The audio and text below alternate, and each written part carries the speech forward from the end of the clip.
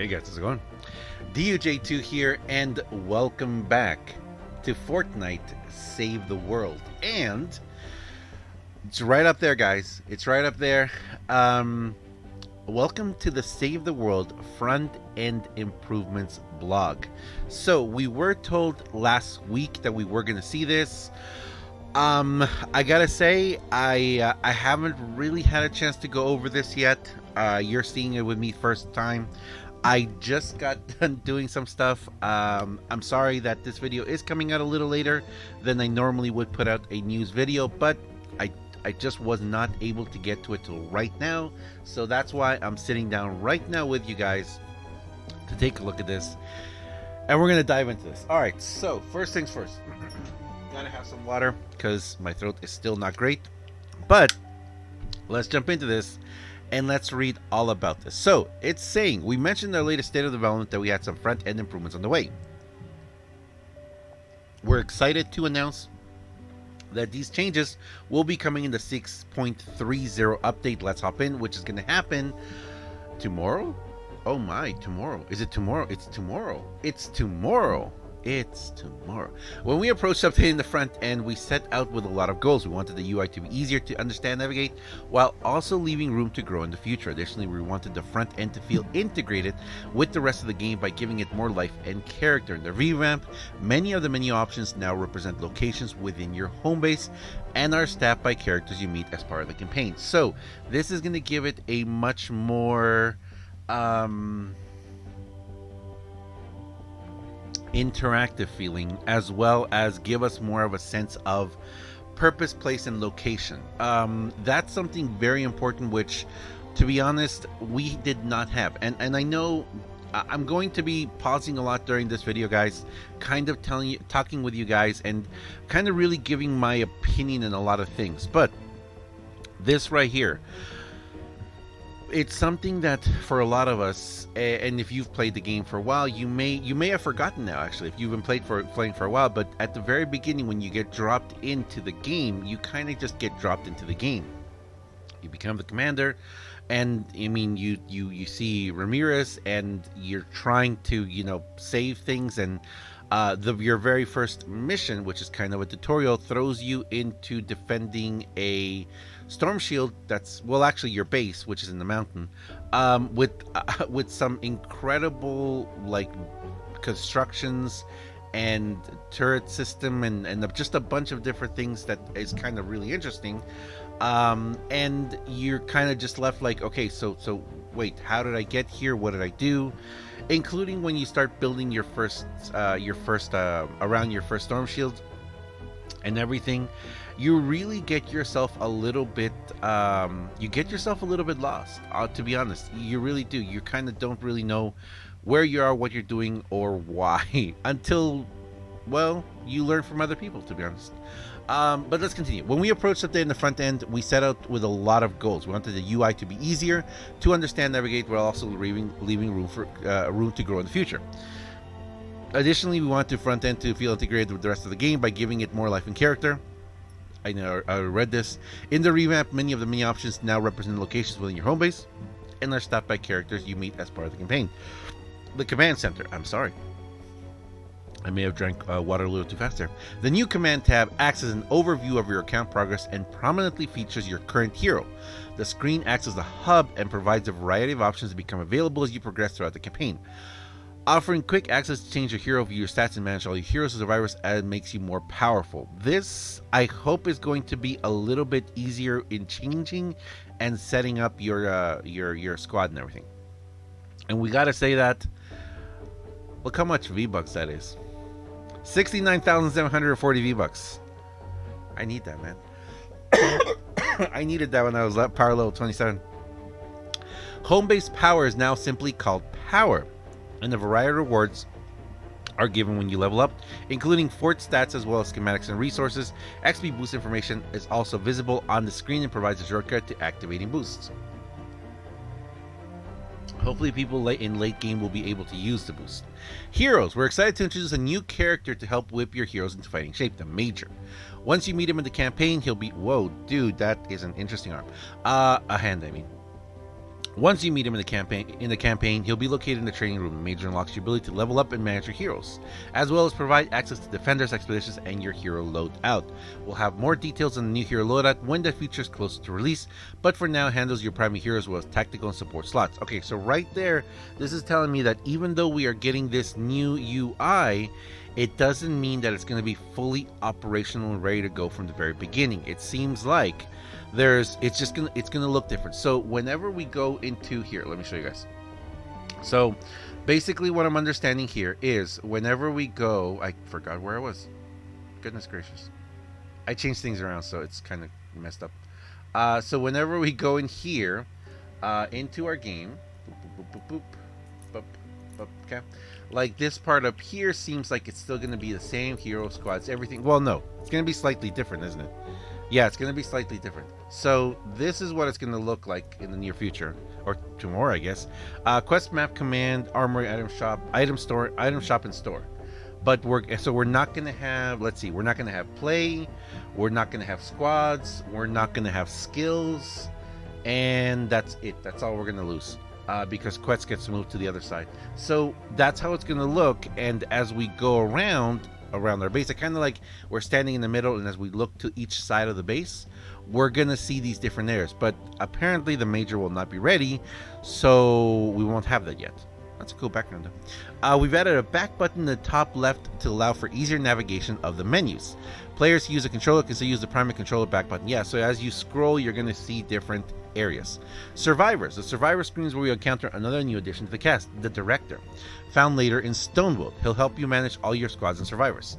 So it seems that when you jump into the game, you're going to be given different progression. So you know what, it kind of feels, from what I'm thinking now, I think Stonewood is going to be one great big tutorial quest, which would be fantastic. Actually, that would be really good. Actually, he'll help you manage all your squads and survivors. We're also introducing a new feature called autofill. Autofill works by making sure your survivors with the highest power are always slotted in the squad. Okay, although it is on by default, you can always take full control anytime. Yeah, there's also a new quick tip screen to better explain the matching rules of squad slotting. Nice! Lastly, we've added a feature to make navigation between item types faster than before. Use the left and right arrows to quickly change between heroes, schematics, survivors, defense, and resources. Okay, alright. Upgrades. The upgrade room is staffed by Kevin, your robotic helper for gaining access to gadgets and other tools. Upgrade points earned by leveling up during missions can be spent to acquire and improve gadgets, as well as an upgrade utility options like backpack size and pickaxe strength. You can preview the details of each upgrade level in order to make a more informed decision where to invest your points. Wait. Research. Our favorite van flying scientist Lars has taken up residence in the research lab, where he'll allow you to spend research points on the fort stats of your choice. We're also introducing bonus meters that provide you with extra stats when filled. The point generation rate and storage capacity of the research lab are now occasionally upgraded when you level up. The skill trees are going to be gone.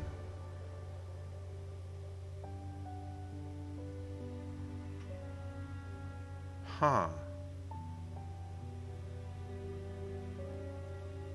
Wait. Goodness gracious, look at those V-Bucks. Never mind. I want this account. Goodness muffins. 1,049,240 V-Bucks. Epic. Hook me up, man. Need that right there. Okay. This is mind-blowing, kind of. No more skill tree, no more research tree. Wow, and apparently you can really stack up the research points. Okay, continuing. Armory. The Armory remains the place to be, to access and manage all your schematics, items, and resources, as well as the collection book and transform features. In the update, however, the Armory is now appropriately staffed by another new character, Clip, your weaponsmith. Are we going to get to modify weapons more? You'll unlock her as you progress in the campaign. Like any weaponsmith worth her salt, Clip keeps her most powerful weapon schematics prominently on display. Oh, that's cool. Can't wait to see my Masamune up there. I'm trying to see if there's anything new in the background or anything like that. Okay. All right. I mean, that's quest. The quest tab is now the first tab in the UI and shows the campaign and event quest maps that you can scroll through, inspecting rewards as you go. We've made a few other changes as well. First, the Play Now button was moved to the bottom of the screen to be more consistent with where other game launching buttons are located. Second, the quest log is now accessed from a large button directly below the Play Now button.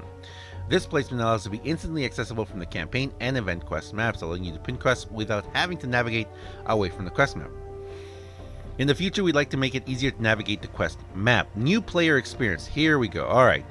This is very important, guys. I know that for a lot of us right now, this is kind of like, who cares? But this is very important for both the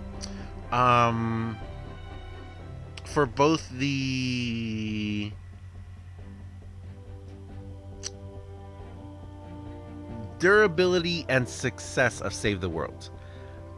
New players need to have an experience that is going to make it very easy for them to understand, drop into the game, and want to progress, not just hit a wall and several other walls of frustration at not understanding what you're supposed to do. Previously, we used a lot of quests with UI-based objectives to help explain new features, but they were often hard to notice and not as effective as they could be. The quest-driven UI tutorials have been replaced with contextual, quick explanations of key features as they are unlocked. Prior to this revamp, new users can be taken back by the amount of tabs, menu options, etc. available right from the beginning. Nice. Of the game. With the introduction of the new home-based characters, features are now more consistently revealed as the player progresses through the campaign, being briefly explained when additional clarity is necessary. So you are going to be very locked to... Stonewood's pretty much going to be a tutorial, it looks like, which is fine. How does this effective account wipe out the skill tree defender squads? They read my mind.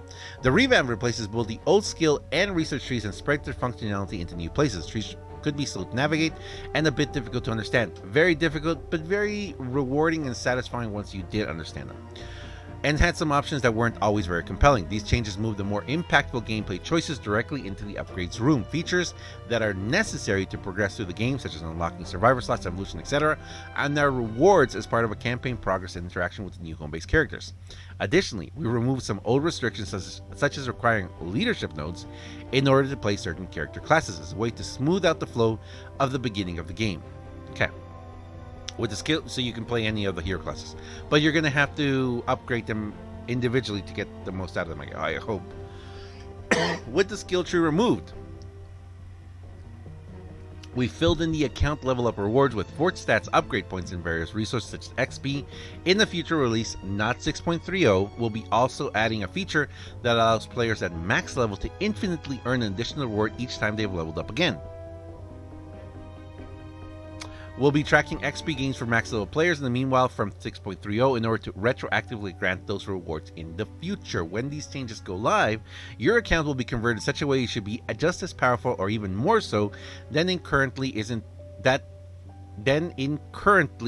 terms of stat and progress. You will automatically and retroactively be granted any rewards you would have been granted for leveling up, and any features you previously unlocked should remain unlocked, even if you're not up to where they now become available within the campaign. You'll have an equivalent amount of research already stored up in a large research lab based on your existing research progress as well. We know there's a lot of new stuff to take in, so we're also granting existing players a way to reset the new upgrade room and research lab a couple times each while you figure things out. So it's not linear. It's still sort of a skill tree where you can pick and choose where you're going to go and what you want to focus on. One last thing to mention is that the requirement to pre-select defenders has been removed. While the same rules governing how many missions and Storm Shield defenders you can have at once have been carried over, you can now summon any defender by just using a defender post. Good. These changes are our first iteration, making the game more fun, engaging, and easier to use for everyone. We're looking forward to hearing everyone's feedback on the new revamp. Okay, just last thing to say right there for the very end. I think the defenders were really sorely missed. It isn't until very recently that I've actually even kind of understood how the defenders can possibly be beneficial, and also something that I mean, locking them behind certain things, unless you really understand how, and I still don't really, but unless you really understand how beneficial defenders can be, and if you are a hardcore solo player, or you know, you do duos or whatever, um you're gonna need them, and you're gonna have to learn them and understand what to do with them. So that's good. All right, so as a whole, I am shocked by the skill tree removal. I understand this new, I thought it was a very linear progression. Apparently it's not. Apparently you're going to have certain level, certain, like here in the research.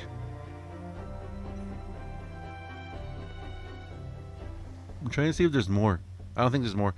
But you're going to have these which you can just focus on, and boop, boop, boop, boop, boop. When you max them out, you get more bonuses or whatever. So that's going to be that's going to be very linear. I'm guessing the upgrades will not be. Oh, okay. All right. If anyone out there has played Cats, what does I always forgot what Cats stand for.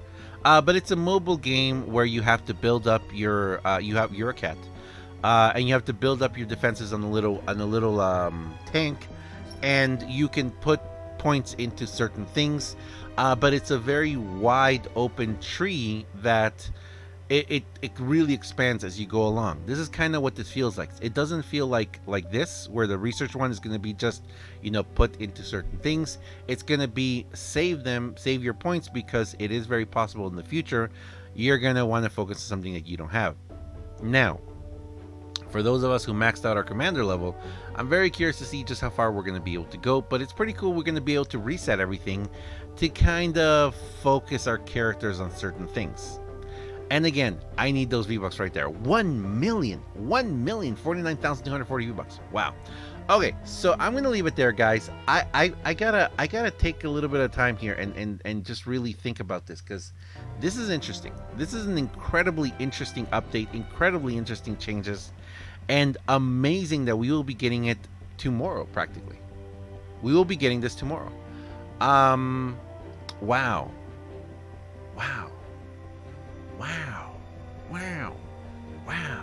Okay. Thanks a lot for watching, guys. As always, I am DUJ2. I will see you guys on the next one. And probably what we're going to do is later this week, I'll do a little bit of a Let's Talk. Maybe just talking a little bit more about this, especially once like we get it, which is going to be now or tomorrow, I guess. Wow, that's crazy. All right, guys. Thanks a lot for watching, and I will see you guys next time. Have a wonderful day. See ya.